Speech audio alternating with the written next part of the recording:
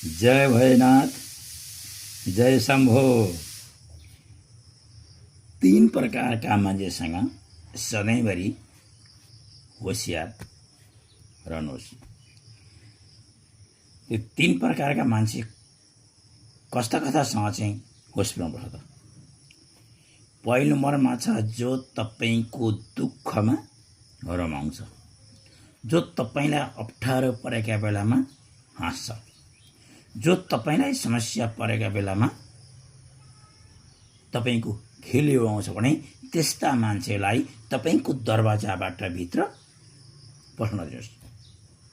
दुई नम्बरमा छ जो तपाईले राम्रो बोल्दै हुनुहुन्छ, जो तपाईले सत्य बोल्दै हुनुहुन्छ, जो तपाईले अर्काको लागि हितको लागि कुरा गरिरहनु भएको छ भने तपाईलाई त्यो सबै उल्टो जसले खेद्छ भने त्यस्ता मानिसलाई पनि आफ्नो घरबाट प्रवेश गर्न नदिनुहोस्।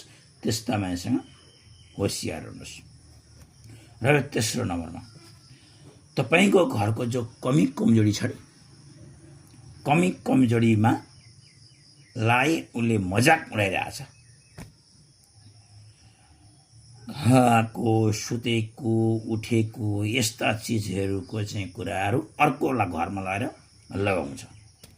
जो नारद मुनिको काम गर्छ, जो कुरौटे काम गर्छ, जसले राम्रो बोलेकोलाई नराम्रो बढाइ चढाइ गरेर चाहिँ अर्कोलाई लगाएर जवाड लाउँछ, त्यस्ता मान्छेसँग पनि होसियार हुनुहोस्।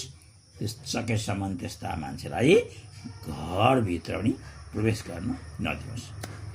यानि कि त्यस्ता मान्छेसँग सजग भएर रहनुहोस्।